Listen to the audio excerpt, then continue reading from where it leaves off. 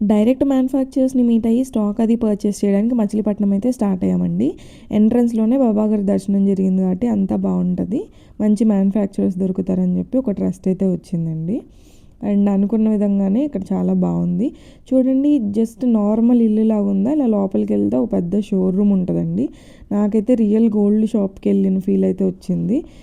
And Machilipatnam అంటే mostly అందరూ మ్యానుఫ్యాక్చరర్సే ఉంటారు గానీ, మనకి ఎవరు బెస్ట్ క్వాలిటీ లో ప్రైజెస్‌లో ఇస్తున్నారనేది చెక్ చేసుకొని తీసుకోవాలండి.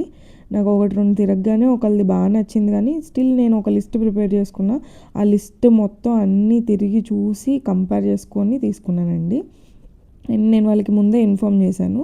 ఫస్ట్ టైం వస్తున్నాను, జస్ట్ క్వాలిటీ ప్రైజింగ్ చెక్ చేసి నచ్చితే తీసుకుంటాను లేదంటే లేదని. అయినా కూడా వాళ్ళు మంచిగా ఓపిక్గా అన్ని ప్రైజెస్ చెప్పి ఇలా ఇలా ఉంటుందని అంత మెటీరియల్ క్వాలిటీ ఏం ఏ ప్లేటింగ్ వాడతారు అన్నీ ఎక్స్ప్లెయిన్ చేశారండి.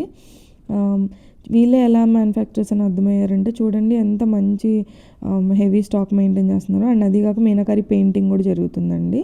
బట్ మనకి ఎలో లేదు. ఒక చిన్న క్లిప్ రిక్వెస్ట్ చేసి అడిగి తీసుకున్నాను. ఫస్ట్ ఇలా లాకెట్స్ ప్రిపేర్ చేసి దానికి పెయింటింగ్ అది చేసి దాన్ని వంకీకి ఫిట్ చేస్తారండి. సో మేకింగ్ అది కూడా మాకు చూపించారు. బట్ ఓన్లీ స్మాల్ క్లిప్ అలో చేశారు కాబట్టి తీసుకున్నా. ఇదంతా బాగానే ఉంది కానీ మళ్ళీ పార్సల్ ఓపెన్ చేస్తున్నాం ఏంటి అనుకుంటున్నారా?